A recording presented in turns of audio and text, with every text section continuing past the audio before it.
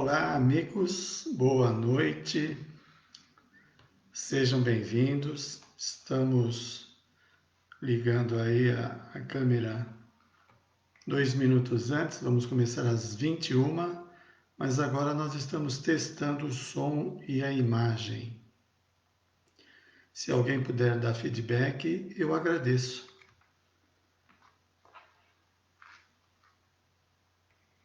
Segunda-feira, tempo frio.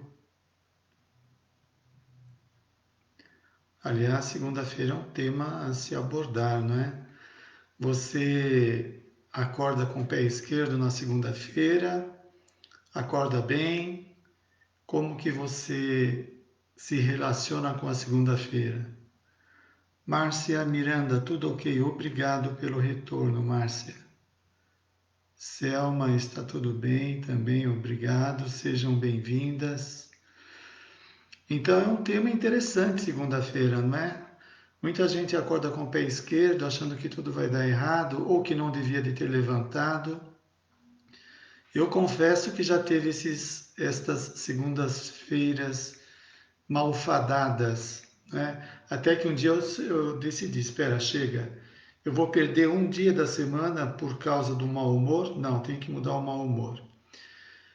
E aí comecei a trabalhar no sentido de mudar o comportamento para aproveitar a segunda-feira. Mas de qualquer jeito eu sinto a energia de segunda-feira em alguns ambientes. Aquela coisa pesada, morosa. Bom, são 21 horas. Está na hora de começarmos o nosso estudo de Joana de Ângeles. Sejam todos bem-vindos. Antes de mais nada, fazemos uma prece. Agradecemos ao nosso Mestre Jesus a oportunidade deste encontro.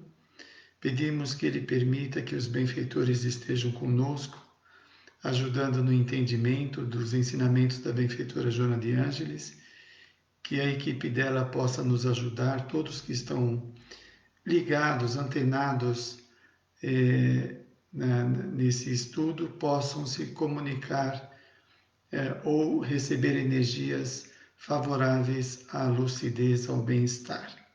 Então agradecemos a Jesus por esse encontro e vamos começar o nosso estudo hoje, que é o número 8, oitavo encontro. Hoje é dia 21/9/2020, 21 horas. O livro é o Seja Feliz Hoje e o capítulo é Inalterada Preponderância do Bem. Então vamos lá, vamos discutir. Sejam aí todos bem-vindos. Estou vendo aqui o pessoal que entrou. Maria Zilda, o Carlos Alexandre, já fizemos outras citações. Muito bem, sejam bem-vindos. A Geisa, a Vera Lobreto. Muito bem, como estamos aí de estudos da obra de Joana de Ângeles? A minha tela saiu de lugar, pronto, já arrumei. Muito bem. As denominadas desgraças, tais como mortes prematuras ou não, falências comerciais, tragédias afetivas, traições inomináveis, doenças irreversíveis, desgostos afligentes, infortúnios outros parecem predominar no convulsionado contexto social da atualidade. Bom, nós não deixamos de esbarrar nestes problemas sociais, como também vivenciamos. Nós, espíritas, religiosos, espiritualistas, cientistas, leigos, todos nós estamos na mesma escola, independentemente dos pressupostos a respeito da vida, nós enfrentamos estas questões que fazem parte das aulas da vida, não é? Então são mortes prematuras. Quem que não fica mexido com uma morte prematura de uma criança ou mesmo de um adulto de forma inesperada? Falências comerciais, quantas pessoas ficam depressivas por conta da falência e a falta de perspectiva do que vai ser a vida a partir de então. Doenças irreversíveis, o que isto provoca na mente da pessoa ao conceber que ela não tem cura, não é? É uma prova para ela muito difícil e também para os envolvidos. Desgostos afligentes, a pessoa que está desgostosa da vida, que não tem perspectiva, infortúnios outros diversos que estamos sujeitos a enfrentar. E ela diz aqui, parecem predominar no convulsionado contexto social da atualidade. Bom, estes infortúnios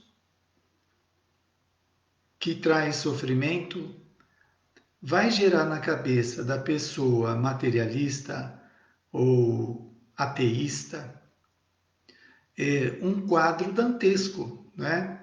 Porque vai reforçar mais ainda a concepção que ela tem da vida de que não existe um governo divino que coloca ordem nas coisas. Simplesmente acontece o caos, como vimos aqui, a morte prematura, a falência profissional, doenças incuráveis.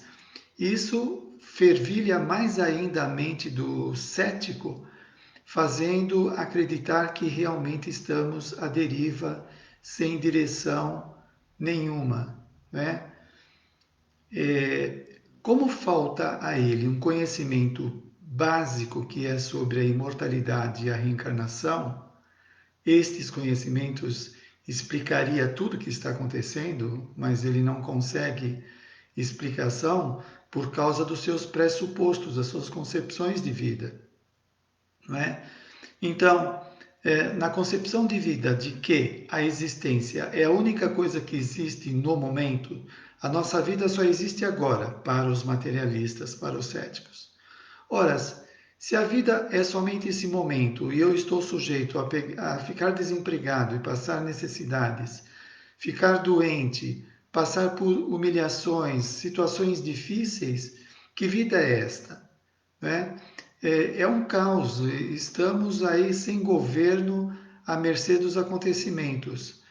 Então, isso gera uma angústia muito grande, muitas vezes levando ao niilismo, né? A busca da destruição pessoal e social, colocar a vida em risco ou prejudicar os outros sem se questionar, porque ele acha que tudo que ele faz não leva a nada. Então, é um inferno que a pessoa vive por conta da prisão, da limitação que a sua concepção de vida oferece para entender a existência, né? Eu acho que ficou claro, né? Parecem predominar no convulsionado contexto social da atualidade. E dentro dessa visão cética, ateísta, materialista, a ideia que se tem é que isto tende a aumentar e levar a uma destruição global, como muitos apregoam por aí, que nós estamos caminhando para um colapso total, que não tem mais alternativa. Agora, quando o indivíduo começa a sair desse atoleiro, dessas restrições, e começa a enxergar que a vida é abundante, é eterna, e que estas experiências supostamente irreversíveis e predatórias em nossas vidas são apenas experiências de crescimento do indivíduo. A vida não se resume, não vai ficar eternamente nesse estado de coisas que nos encontramos. É a mesma coisa você na infância, que tem as suas crises, está começando a ter algumas crises de não entender direito a vida, porque uma hora o pai está batendo na mãe, a mãe está xingando o pai ou batendo nos filhos, a criança não entende e começa a achar que a vida vai ser sempre assim. Nossa, a vida é um inferno, não tem solução. Mas à medida que ela vai crescendo, ela vai mudando de concepção, porque os conhecimentos vão ampliando. E ela vai entender que a mãe e o pai brigam porque eles têm coisas não resolvidas deles, mas a humanidade não é igual ou a extensão dos seus pais. A humanidade nós vamos encontrar pessoas felizes, tristes, saudáveis, doentes, intelectuais, ignorantes, etc, etc. Né? Então nós não podemos ter esse estado de coisas, tanto social como da nossa família, como sendo é, a humanidade em si mesma. Né? São aspectos da humanidade. Muito bem. Tem-se a nítida impressão, diante da violência sob todos os aspectos em que se apresenta, do chocante abuso das drogas, da lamentável utilização do sexo em desalinho, do terrorismo cruel, que a humanidade regrediu. Sim, na visão deles, regrediu. Aliás, havia uma promessa da ciência libertar o homem do sofrimento através do avanço da tecnologia, dos medicamentos, e não é o que está acontecendo. Graças a Deus, nós temos anestesia, a técnica cirúrgica, a especialidade da medicina, que é uma bênção para socorrer o ser humano, mas enquanto o ser humano não trabalha seus aspectos internos, enquanto ele não se cura, ele se atormenta e tem medicamento que não alcança os tormentos que o indivíduo provoca na vida. Por exemplo, a falta de sentido na vida, de achar que ele não está indo para lugar nenhum, que ele está paralisado. A angústia que isto provoca não tem remédio que cure, não é? Porque ele está atolado, está cerceado, obliterado nas suas reflexões por achar que não tem saída. Então, que a humanidade regrediu moralmente e que as gloriosas conquistas da ciência, assim como da tecnologia, nada significam para o ser humano, exceto para o desfrutar do prazer e das comodidades oferecidas. Então, é uma ideia equivocada, não é?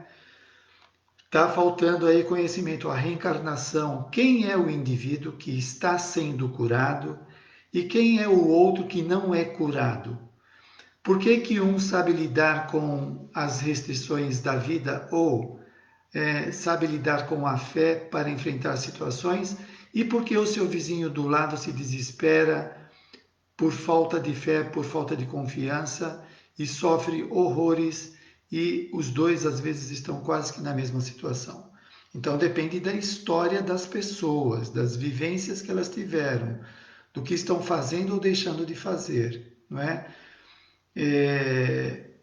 Se o indivíduo não tem explicação para muitas coisas que acontecem, ele fica fantasiando coisa, fantasiando. Então, quer dizer que a família do meu vizinho, eles têm de tudo para comer, a criança tem bicicleta, a menina tem boneca, e os meus filhos mal e mal dá para comer no dia a dia. Então, que desgraça é essa? Que disparate é esse? Qual é o privilégio que ele tem em detrimento à minha vida? Por que que eu não tenho nada e eu me esforço, tento ser honesto e não consigo? O mesmo podemos estender. Por que que um empresário é próspero e outro empresário vive pendurado, sempre trabalhando no vermelho, quase fechando a empresa? Será que o problema é só do tipo de negócio? Não necessariamente. Porque você vê um aluno, eu lembro, já citei isso daqui, eu tinha um amigo de faculdade que ele não fazia anotações nenhuma, ele ia ótimo na prova. Eu fazia anotações de tudo e ia quase beirando a nota negativa. Porque ele tinha mais experiência, ele tinha mais leitura, mais experiências de vida, não é? Portanto, essas diferenças diz respeito à questão que o Livro dos Espíritos trata da escala evolutiva, do nível evolutivo do indivíduo. Então, obviamente que um espírito mais amadurecido, mais experimentado, ele tem mais capacidade de lidar com as questões da vida do que outro que tem menos experiências. Então, temos que avaliar isso também. E olha, quantos erros nós cometemos por não levar essa questão em consideração? O indivíduo ele pode se julgar inferior ao outro porque o outro tem uma capacidade espantosa de lidar com as questões da vida e o outro não tem, e ele pode se julgar como inferior porque não possui aquela capacidade. Mas espera, aquela capacidade foi desenvolvida através de muito esforço. Você já se esforçou o suficiente para ser capaz em determinada área? Outra coisa, se você não tem um nível evolutivo igual àquela pessoa, você vai demorar um pouco mais para aprender como ele aprende, né? Então, pegando nós no Espiritismo, se eu quiser ter uma faculdade mediúnica igual do Chico Xavier, eu vou ter que trabalhar muitos séculos para desenvolver as minhas capacidades. Não vai ser em 5 anos de curso, a leitura de meia dúzia de livros, que vai me tornar um expert na mediunidade, se eu não tenho experiência, se eu não tenho vivências diversas em diversas vidas, né? Veja lá no livro A Gênese, Allan Kardec falando do gênio. O gênio é o resultado da construção, do estudo muito longo da pessoa que ficou debruçada em cima de livros, de cursos, de aulas que ministrou, etc., na qual ele vai se tornando um perito em determinados conhecimentos. Vamos dar um exemplo. Você, por exemplo, pode ser uma pessoa super capacitada na sua profissão ou num hobby que você gosta. Você se dedicou a tantas horas, a tantos esforços, a tantas reflexões em cima daquele objeto do seu interesse, que você começa a ter domínio sobre ele. Domínio, né? Mais um exemplo, você pega o passista que fica 20 anos dando passe. Ele vai desenvolvendo capacidade de doação de energia. Ele começa a diferenciar as energias que passam por sua mão. Energias mais densas, mais leves, quentes, frias, curativas, apaziguadoras, etc. Por quê? Porque ele tem experiência, porque ele há muito vem fazendo isso. Muito bem, vamos lá. O utilitarismo insensível usa as pessoas e as descarta com facilidade e indiferença, coisificando-as e logo as desprezando. Primeiro, aqui no livro dá a definição de utilitarismo. Então vamos aprender mais, aumentando o nosso vocabulário. Não acha ruim não, tá? É que eu, por exemplo, eu gosto de estudar dicionário e dicionário de sinônimos, que faz muito bem para aumentar o nosso vocabulário. Então vamos lá. Utilitarismo, atitude de quem regula a ação unicamente pelo interesse. Ele faz as coisas objetivando seus interesses pessoais, é utilitarista. Então, olha só. O utilitarismo insensível usa as pessoas para os seus fins, para os seus objetivos. E depois, o que faz? As descarta, joga fora. Já usei você, já não me serve mais, está fora da minha vida. Com facilidade e indiferença, coisificando-as, tornando a pessoa uma coisa, um objeto. Isso daqui é um objeto, um copo. Então você transforma a pessoa numa coisa, joga fora como joga fora um sapato, né? A nossa sociedade ainda comporta esse tipo de comportamento absurdo, antifraterno, bastante inferior, representando bastante o nosso planeta Terra. Coisificando-as e logo as desprezando. Nesta visão utilitarista, reducionista, o que quer dizer reducionista? Que diminui, que reduz os valores da vida, o indivíduo se acha, né? Se acha porque ele tem grana, tem beleza, tem poder, tem força, tem prestígio. Então joga fora as pessoas, dá risada, tira sarro, né? Aquela pessoa que foi jogada fora, entre aspas, ela não foi jogada fora. Ela está aprendendo a lidar com situações que vão engrandecê-la. Provavelmente ela, a pessoa que foi coisificada, está resgatando os débitos, porque existem leis que regulam as nossas vidas. Resgatando os débitos que vão purificá-la, que vão torná-la lúcida. Enquanto o utilitarista, o esperto, está adquirindo débitos ante as leis universais. Ele está esboçando para o futuro dele situações de restrições, de sofrimento, de abandono, porque ele abandonou, ele jogou fora pessoas.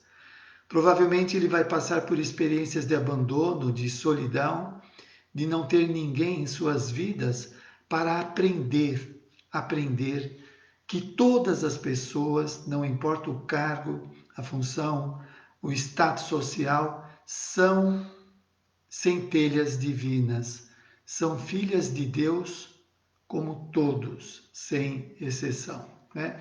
Então, um está talvez se purificando dos erros do passado e adquirindo lucidez, e o outro está se complicando, está se atolando, está se endividando cada vez mais, infelizmente. O caos predomina quase que em toda parte, tão generalizado se encontra o consumismo e tão baixo o nível das emoções que os menos advertidos, os menos ligados nas coisas, optam por aqueles denominados radicais, esportes radicais, que é um meio de dar sentido à vida, com a maior desconsideração para com a existência física. Vamos dar uma dissecada aqui.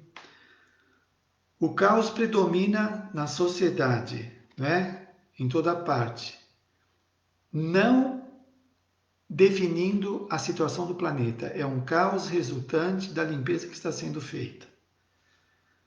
Tão generalizado se encontra o consumismo. Muitas vezes nós damos sentido à nossa vida consumindo. Então a pessoa está triste, vai no shopping, compra um sapato, um celular, ou vai almoçar fora. Nós pautamos a vida em cima do consumismo como meio de superação da angústia, né? Então, tão generalizado se encontra o consumismo e tão baixo o nível das emoções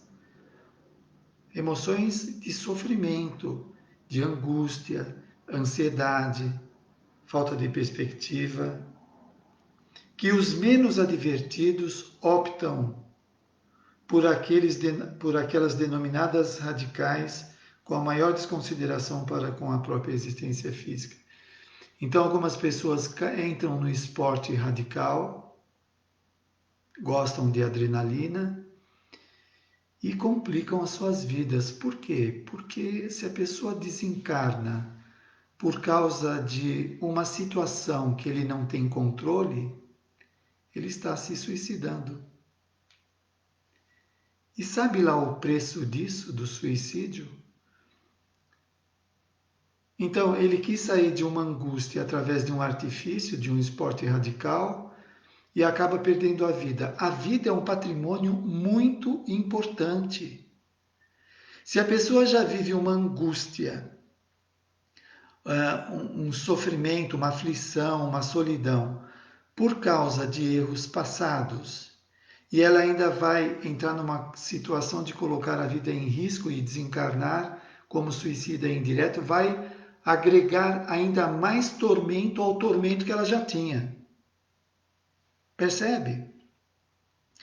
A nossa sociedade precisa criar dispositivos de explicação para a pessoa entender, olha, o seu sofrimento faz parte de um processo de crescimento, mas a sua vida não se resume nisso. E você não pode, se você quiser abafar essa angústia através da bebida, da droga, você piora mais ainda. Porque pode ficar obsediado, pode ficar viciado pela droga, pode desencarnar antes do tempo, gerando mais sofrimento. O indivíduo está 30 anos aqui na vida física, passando por altos e baixos, como todos passam.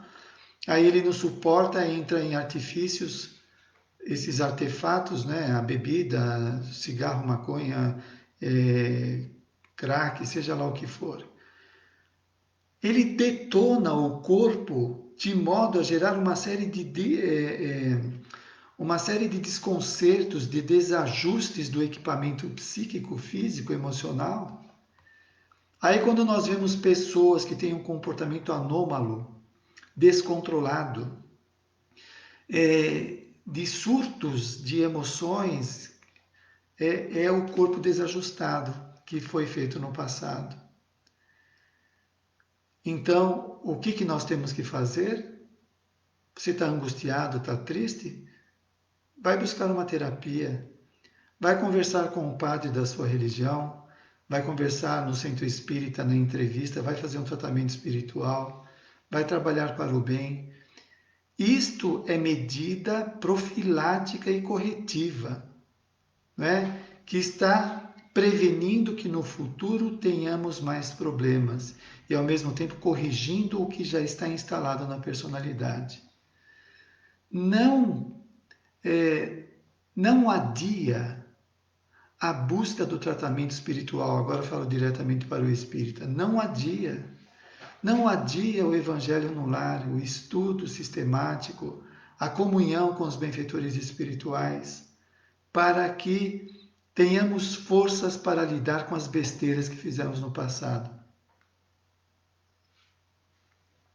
O que não quer dizer que não tenhamos feito coisas legais. Sim, e olha, legal, você foi bacana, que legal você conseguiu fazer aquilo. Ou, se nós estamos fazendo agora, reconhecer, graças a Deus, hoje eu já estou fazendo bem. Eu lembro de um médium que tinha médium ostensivo, que ele falava, agradeça que você não está mais fazendo coisas erradas. Agradeça.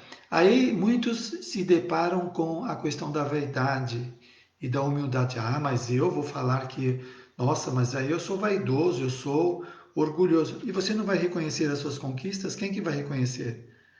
Como você sabe se você está aprendendo ou não? Então, se você faz uma prova na universidade e tira nota boa, você não fala para ninguém porque é falta de humildade. Não, aquilo é retrato do seu esforço. Olha, eu consegui, graças a Deus. Eu sou inteligente, eu consegui passar nessa prova difícil. Eu tenho que reconhecer as minhas capacidades.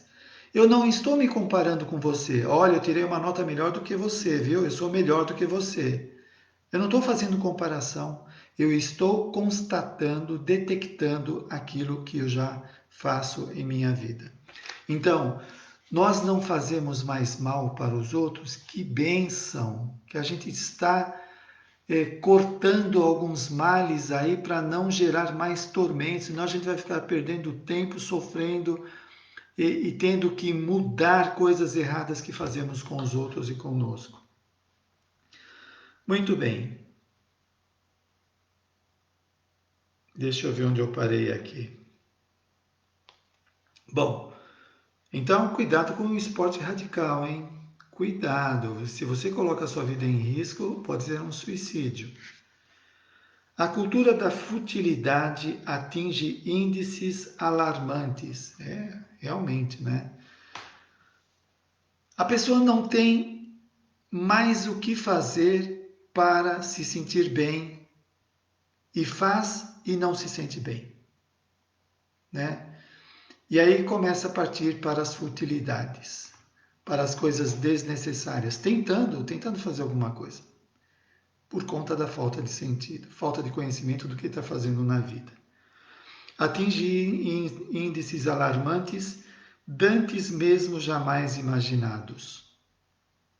Porque as questões graves, aquelas que dizem respeito à responsabilidade, ao dever, são substituídas na juventude ela coloca aqui entre aspas, nem se estuda, nem se trabalha. Nem se estuda, nem se trabalha. Alguns jovens adultos e pelos adultos como pesado fardo que deve ser abandonado a qualquer momento, né? Então, muitos jovens nem estudam e nem trabalham, e muitos adultos querem se livrar logo dos fardos, muitas vezes através de artifícios que não funcionam. A mal contida ânsia para alcançar as glórias de um momento, as glórias de um momento, para conseguir aparecer no pódio de destaque, consome vidas que se poderiam dedicar a objetivos mais plenos da evolução. E aí, gente, o que a gente faz com esse barulho?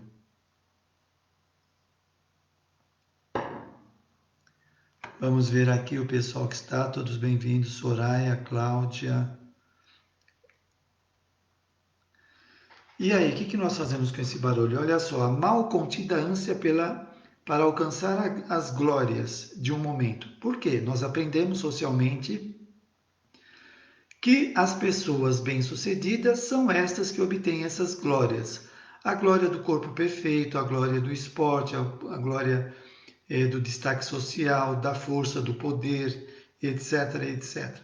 Como se isso fosse o elixir da felicidade. É como se fosse a própria ascensão existencial e a felicidade em si mesma, né? Então, olha que coisa interessante, como caracteriza bem um planeta de expiação e prova, né?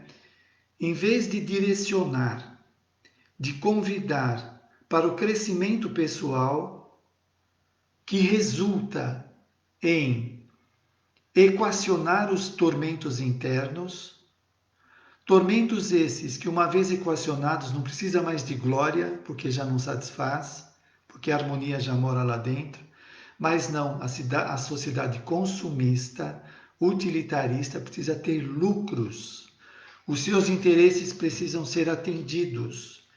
Então, a atenção do indivíduo é direcionada para coisas sem importância nenhuma.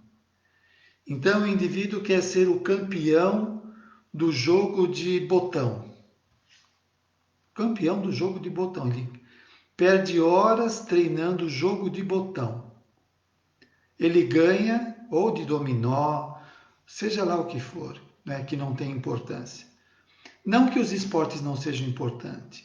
Estamos falando aqui de coisas mais do egoísmo do indivíduo, do narcisismo, do que outra coisa.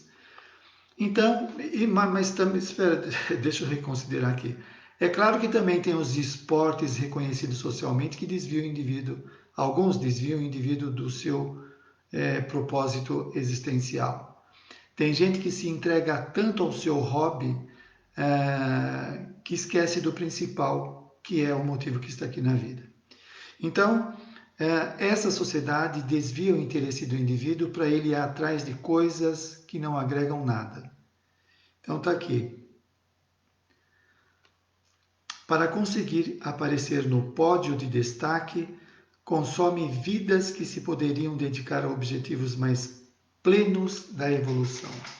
O que significa esses objetivos plenos da evolução é corrigir os defeitos de personalidade, desenvolver qualidades, capacidades, melhorar as relações, aproveitar melhor a existência, e tudo isso não pensa que é com tristeza e com choro, mas com alegria e com determinação. Porque tem gente que acha que fazer as coisas de crescimento pessoal é abandonar a vida, né? Abandonar que vida? A vida escrava aos interesses mesquinhos? O Espiritismo não se opõe que o indivíduo esteja engajado na sociedade, é óbvio, nós participamos dessa sociedade, os nossos lazeres, os nossos encontros, tudo isso é bacana, mas fazem parte, a vida não se reduz neles. Muito bem, então o indivíduo lá fica detido atrás do objetivo das glórias, né? Obtém a glória e aí ele olha e fala: e agora? O que eu faço? E agora? Tem que ir atrás de outras glórias, outras. E às vezes este apego ferrenho num hobby, né, num esporte, em alguma coisa, é uma compensação psicológica, porque o indivíduo sofre muito internamente de vazio, ou de solidão, ou de autoimagem distorcida de si mesmo, que ele tenta compensar de todo jeito através dos aplausos, das glórias. E é uma coisa que não compensa, não sacia, precisa de mais, de mais, de mais. Ele desviou, e isso pode ser um trabalho obsessivo. O obsessor pode jogar na cabeça dele que ele tem que ter mais glórias para ser reconhecido. Enquanto isso, ele não cuida da sua dor interna, que faz ele buscar com sofreguidão essas glórias. Ele não se toca. É a tal da distração existencial. A competição desenfreada e sem qualquer escrúpulo desvaira, não sei se a pronúncia está certa, anulando os menos resistentes e dando triunfo, mesmo injusto, aos mais hábeis na arte da dissimulação, do parecer e do explorar. Já tratamos nessas reflexões anteriores, né? Competição desenfreada, sem qualquer escrúpulo, passando por cima. Está praticando um esporte e é desleal com os seus parceiros de esporte. Isso não é ético, né?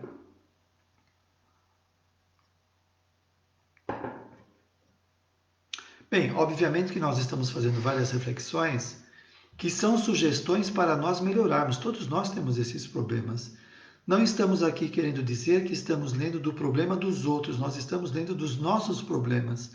O que precisamos atacar para resolver as nossas questões evolutivas. Paira nas mentes e nos corações a impressão de que o mal prevalece, pois que se encontra em todo lugar, ao mesmo tempo que escasseiam os valores edificantes e as realizações da solidariedade. O Espiritismo explica do planeta de expiação em prova. Da maior parte da população ainda está no nível mediano de evolução, obviamente que nós vamos encontrar isso.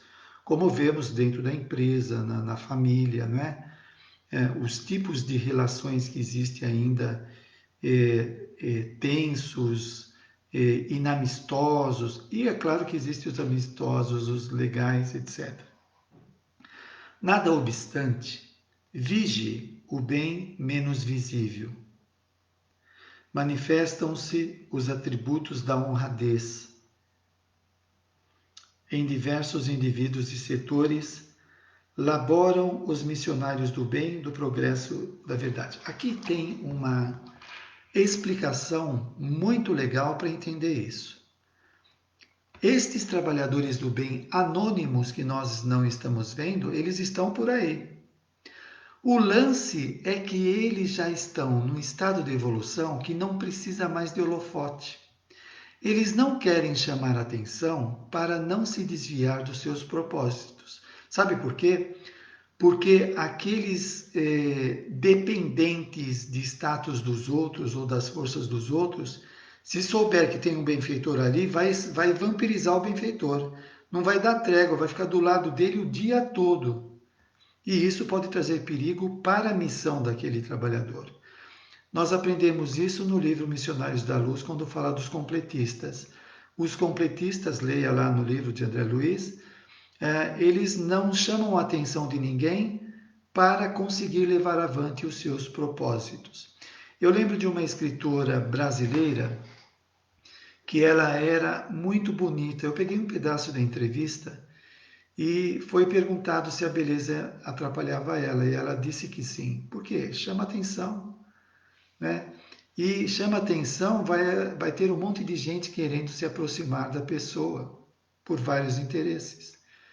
Então, no processo evolutivo é a mesma coisa. Os espíritos maduros, eles não querem chamar atenção para conseguir levar avante seus projetos.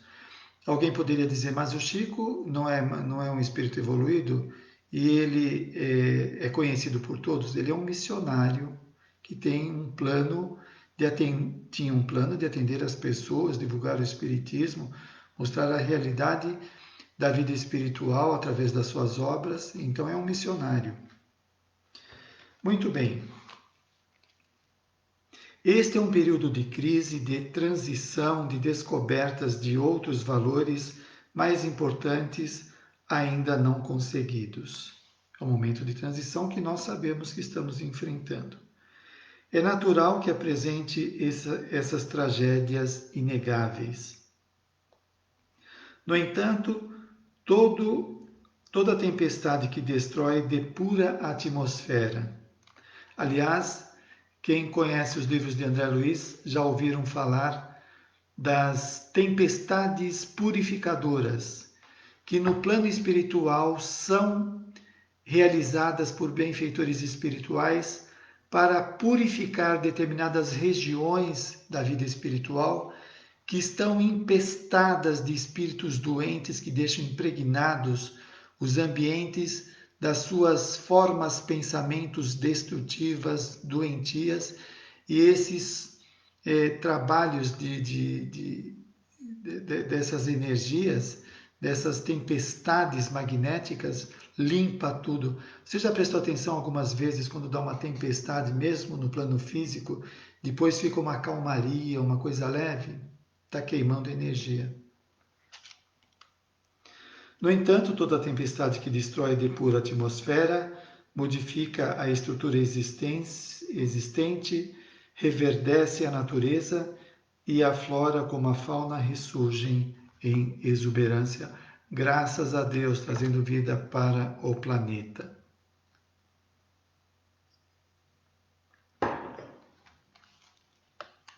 O pântano ameaçador e responsável por miasmas pestíferos, assim como o charco pútrido, não estão amaldiçoados, mas carentes de drenagem e ação benfazeja para transformar-se em jardim e pomar.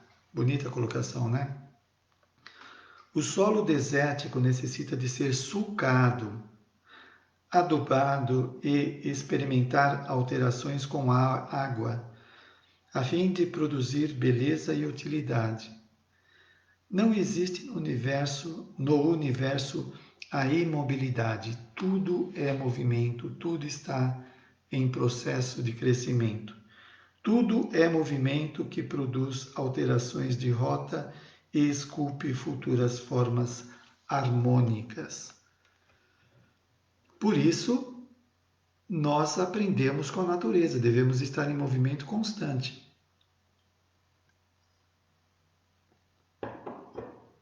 Você pega aquela pessoa que lê um livro ou faz um curso, depois que ela lê o livro e fez um curso, ela para.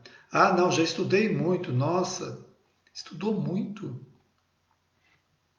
É de doer, não é? O que acontece? A pessoa acha que vai desencarnar, vai chegar no plano espiritual só boiando em cima das nuvens, que não tem estudo, não tem livro, não tem arquivo, computador, etc.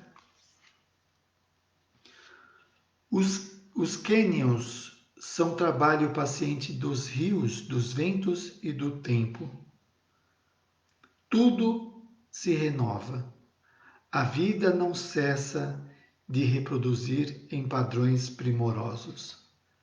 A vida não cessa de reproduzir em padrões primorosos. Vai cada vez mais se aprimorando esses padrões de comportamento. E o nosso padrão? O que você pensa do seu padrão? Está satisfatório? A desejar? O que nós podemos melhorar no nosso padrão comportamental? A gente poderia decodificar esse padrão como hábitos, condicionamentos, atitudes. Esses comportamentos estão satisfatórios? Ou a gente poderia pensar, Porque essa reflexão poderia fazer o indivíduo pensar, bom, o que, que eu posso fazer de bom? Mas eu sugiro uma coisa antes de fazer alguma coisa de bom. Pode fazer a coisa de bom, mas eu sugiro uma coisa antes. O que, que eu posso fazer para eliminar o que me atrapalha? O que, que está me impedindo de fazer algumas coisas? Porque quando eu penso em fazer alguma coisa de bom, se eu tenho uma trava, se eu tenho impedimentos pessoais, esses impedimentos também dificultam entender o que é bom para mim. E se eu então vou trabalhando estes restritores, estes retentivos que me detêm, eu já começo a avançar. É claro que o indivíduo pode vislumbrar coisas legais. Mas, por exemplo, que impeditivo? Dependência da mãe, dependência do pai, dependência do dinheiro, dependência da beleza, falta de cultura, falta de conhecimentos para entender mais a si mesmo e ao seu entorno. Então, se o indivíduo ele vai eliminando aquilo que está emperrando, talvez ele consiga fluir mais do que o ritmo atual. Confia no tempo e age com retidão. Confia no tempo. Tudo vai passar, é questão de tempo, não tem jeito. Não te desanimem as paisagens morais do planeta, que ela citou anteriormente, que tem assustado muitas pessoas, e alguns acham que não estamos evoluindo. Então, não te desanimes as paisagens morais do planeta, que se encontra em transformação, em viagem para mundo melhor. É transformação. Agora, deixa eu fazer uma analogia. Espero não esquecer o que eu ia falar. Bom, você quer mudar o comportamento, quer se trabalhar. Então, você fala, eu quero ser uma pessoa dinâmica, altruísta, proativa. E a pessoa começa a trabalhar nisso e sente muitas dificuldades, um desânimo interno, parece que tem algumas amarras internas. Ah, tem um porém. Para você trabalhar essas questões, às vezes você tem que tirar do seu inconsciente impedimentos que geram esse desânimo ou esse mal-estar. Do inconsciente, que pode ser da vida presente ou da vida passada. Então, por exemplo, você na infância sofreu uma série de abusos morais dos seus pais, te desrespeitando, te coisificando, né? E fica um trauma de não ter valor, de ser um fraco, tá lá. Aí hoje você está querendo ser a pessoa nova. E aí você está fazendo as coisas novas e vem aquela coisa, mas eu sou fraco. Eu sou inferior aos outros, eu nunca vou conseguir. Então, para eu avançar, eu tenho que mexer no meu passado também. Não necessariamente, mas nesse caso sim. É só uma exemplificação para ilustrar o que eu quero falar do planeta. Então deu para entender, né? Muito bem, agora vamos transferir para a pergunta que está aqui. Não te desanimem as paisagens morais do planeta que se encontram em transformação. A transformação traz toda essa ebulição de coisas. Tudo está sendo revolvido. Por quê? Para renovar o planeta, tem que limpar a parte espiritual que ombreia com o mundo físico. Como nós podemos ter um planeta bonito, todos nós sadios, lúcidos, amoráveis, se tem uma sociedade extrafísica inferior ao plano espiritual? onde espíritos atacam os encarnados, as instituições, gerando os tormentos. Ah, então tem isso. Então, para eu limpar, melhorar a sociedade física, eu tenho que ajudar a melhorar a sociedade extrafísica, que é o que está acontecendo. Espíritos que não reencarnam há milhares de anos estão reencarnando para aproveitar a chance de ficar no planeta nesse momento de transição. Aqueles que não mudam vão para planetas inferiores. Então, fazer a limpeza é mexer em tudo aquilo que estava escondido embaixo do tapete, subentendido, manipulado, as instituições antifraternas, belicistas, etc, etc. Então, tudo isso tem que ser revolvido. Como que nós vamos construir uma casa em cima de um pântano? Ele vai afundar. Como que nós vamos ter uma sociedade harmonizada se existe uma sociedade extrafísica vampirizando pessoas? Como? Então está aqui. Que se encontra o planeta em transformação, em viagem para um mundo melhor. Para esse mundo melhor começar a acontecer, precisa fazer uma limpeza geral. Então, espíritos maldosos que não se modificaram estão desencarnando e não reencarnam mais. Espíritos mais elevados e lúcidos estão reencarnando e vão ajudando a mudar as estruturas sociais por conta das várias áreas que eles vão atuar, os vários setores do planeta, né? Renovando as instituições, os padrões de comportamento. Muito bem. Da inarmonia surgirá a ordem em níveis muito elevados que ainda não podes perceber. Sabe por quê? Nós estamos ainda com o pé fincado no paradigma antigo, o modelo anterior, e um pé no modelo novo. Então a gente fica entre lá e cá. A gente vislumbra que coisas novas estão aparecendo, mas ainda estamos presos ao passado que não deixa a gente entender direito o que é esse futuro. Porque ainda nós funcionamos com base nesse paradigma passado. Desse mundo velho, materialista, consumista, predatório, etc. Então, o modelo que nós temos de funcionamento é aquele lá. Esse novo encanta, traz esperança, mas a gente não sabe direito como é, porque está acontecendo. Olha só, o processo atual é de experiências cósmicas, com os seres humanos que ainda permanecem em faixas primitivas e estão sendo utilizados para o aprimoramento dos valores éticos. Então aqui nós temos tudo, tem um degradê do mais primitivo até o mais avançado.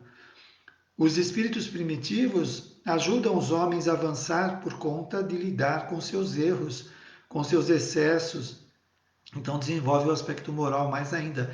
E eles, os homens primitivos, também se beneficiam do magnetismo, dos conhecimentos, das técnicas do homem mais avançado. Toda época de crise prenuncia conquistas valiosas para o futuro. Agora, olha, é de bom tom que a gente também se adiantasse em buscar o novo.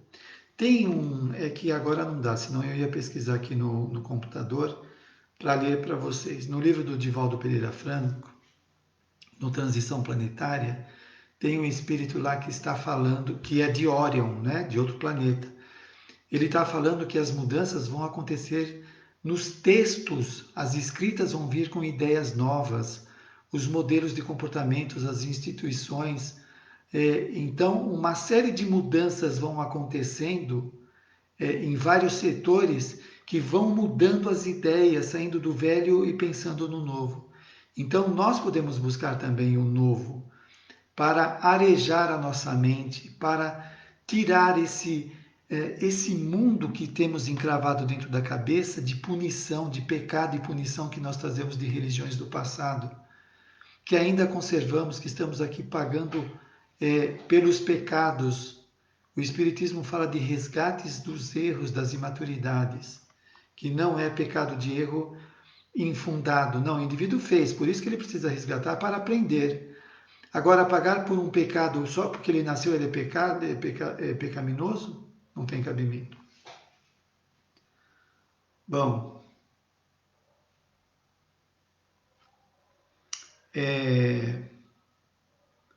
toda época de crise prenuncia conquistas valiosas para o futuro. A reencarnação é a lei do processo evolutivo. É a lei do processo evolutivo. Todos vão evoluir e reencarnar incessantemente. E ninguém dela se eximirá.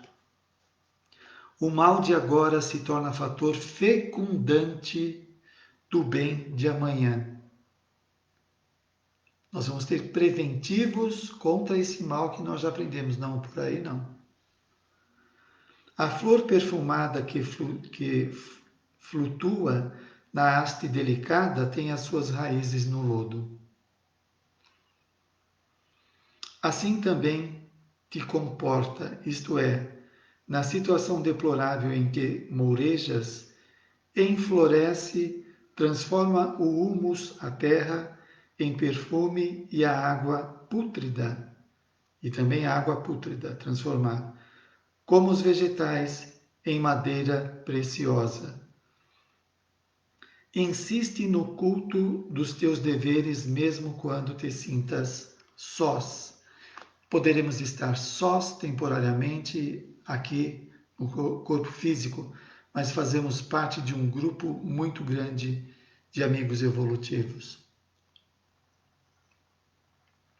Que, aliás, encontramos em sonhos, passeios, estudos. Deve ser uma coisa muito bacana, mas a gente ainda não consegue entender direito, não é?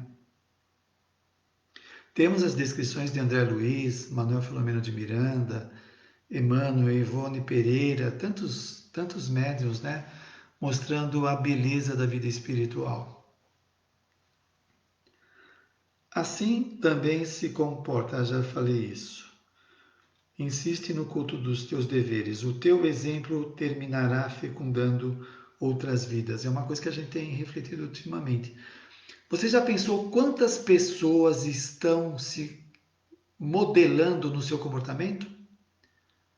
Você tem ideia que se você cair, quantas pessoas vão cair? Que elas estão olhando para você como modelo e aprendendo. Não ponha na cabeça a ideia de santo, que você é o máximo, nós somos o máximo. Não, não é isso. O mínimo que nós fizermos pode servir de modelo para os outros, como nós olhamos para os outros também para aprender. Então não pensa que a sua vida não tem valor e não pensa que você está sozinho. Aqui é uma escola, não é a vida definitiva. São Francisco, na fase da sua despersonalização, em extrema penúria, era desprezado e chamavam-no louco. Despersonalizado daquele personagem anterior, né? Insultado e perseguido, sensibilizou o rico Bernardo de Quintavalle e o poderoso Monsenhor Dei Catani, que abandonaram tudo, elegeram a pobreza absoluta e os chamava com desprezo de loucos, a população. Depois, o lenhador Egídio se lhes associou e com outros mais mudaram a história da humanidade, aqueles supostos loucos. O pobrezinho de Deus fez-se o pai da ecologia moderna, preparou a cultura para o renascimento, tornou-se modelo para Dante Alighieri, artistas, poetas, escritores, modeladores da humanidade. Confia naquele que administra a terra, que é Jesus, e a conduz com segurança da treva para a luz, do mundo para o equilíbrio, do tumulto do tumulto para o equilíbrio, do incêndio e da loucura para a harmonia e a beleza. A vitória do bem é inevitável, e o triunfo sobre os sofrimentos será brevemente alcançado. Brevemente. Faze tua parte, porque o Senhor realiza a que lhe diz respeito, em favor da inalterada preponderância do bem. Joana de Ângeles. Muito bacana, não é? Esse convite que o Espiritismo faz para nós, independente de sermos pessoas iluminadas ou não iluminadas. O trabalho é para todos. Você não precisa ter um curso universitário, não precisa ter dinheiro, não precisa ter oratória, não tem uma necessidade especial para ser admitido na obra de Jesus. Todos nós podemos fazer o que for possível, segundo a nossa condição, né? Agora, nós temos que arrancar algumas crenças, algumas ideias obsoletas, desnecessárias, a respeito da nossa identidade, quem sou eu, não é? Aquilo que eu citei como exemplo de coisas que foram colocadas na infância, ou pelos nossos pais, ou pelos amigos, quem sofre bullying na vida, né? E que causa uma certa restrição, uma certa amarração do indivíduo, ele se sente amarrado. E como nem sempre ele tem conhecimento de si mesmo, ele atribui ao exterior. Então ele depende da mão dos outros para soltá-lo dessas amarras. Quando ele se conscientizar que não depende da mão dos outros e depende das suas mãos, porque as coisas estão dentro dele e não são os outros que estão fazendo, ele pode começar a se desamarrar, a se emancipar, a crescer e a fluir com a vida. Nós estamos aqui para isso. Vamos aproveitar a nossa reencarnação. Bem, caros amigos e amigas, é muito bom que vocês estiveram juntos. Espero que tenha sido legal as reflexões que nós fizemos. Espero que a vibração de vocês possam ajudar outras pessoas que também têm sede de conhecimento, de entendimento, de sentido na vida. Então vamos pensar diante desse banquete que Joana de Ângeles trouxe para nós, como que nós podemos distribuir isso que recebemos? Através de vibrações, através de mais proximidade na amizade, preces, nós podemos fazer alguma coisa. Então, muito obrigado a todos. Foi muito bom estar aqui mais uma vez, numa segunda-feira, não é? Segunda-feira para algumas pessoas é pesado, mas a gente pode aprender a deixá-la mais leve, sabendo que toda segunda nós temos esse estudo onde podemos estar em contato com a espiritualidade. Então, fazemos a prece, agradecendo ao nosso Mestre Jesus, que sabe da nossa história, das nossas necessidades, que nos orienta no processo evolutivo, que os seus ministros, os benfeitores, possam nos auxiliar naquelas áreas de personalidade que somos mais difíceis, aprender a identificar as nossas qualidades e aplicá-las no bem, aprender a ser pessoas do bem, superando o homem velho e as suas maldades.